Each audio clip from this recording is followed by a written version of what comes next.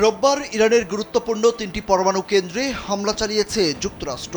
এরপর প্রথমবারের মতো মুখ খুলেছেন ইরানের সর্বোচ্চ ধর্মীয় নেতা আয়াতুল্লাহ আলী খামেনি। এ সময় তিনি ইসরায়েলের বিরুদ্ধে শাস্তি অব্যাহত থাকবে বলে প্রতিজ্ঞা করেন। সামাজিক যোগাযোগ মাধ্যম এক্সে দেয়া এক পোস্টে এই প্রতিজ্ঞা করেন খামেনি। সোমবার কাতার ভিত্তিক সংবাদ মাধ্যম আল জাজিরা তাদের এক প্রতিবেদনে আয়াতুল্লাহ আলী খামেনির এক্স পোস্টের কথা উল্লেখ করে এই তথ্য জানায়। আল জাজিরার প্রতিবেদনে বলা হয়েছে, খামেনি ইসরায়েলের বিরুদ্ধে শাস্তি অব্যাহত থাকবে বলে প্রতিশ্রুতি দিয়েছেন।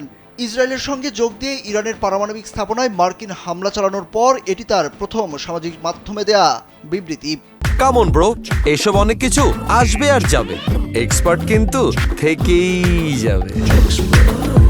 সামাজিক যোগাযোগ মাধ্যম এক্সে পোস্ট করা ওই বিবৃতিতে তিনি বলেন, জায়নিস্ট শত্রু একটি বড় ভুল করেছে, গুরুতর অপরাধ করেছে, এটিকে শাস্তি দিতে হবে এবং তারা শাস্তি পাচ্ছে, এটি এখনই শাস্তি পাচ্ছে। পোস্টটির সঙ্গে একটি জ্বলন্ত ভবনের পটভূমিতে আগুনে পুড়ে যাওয়া একটি মাথার খুলির ছবি শেয়ার করা হয়েছে।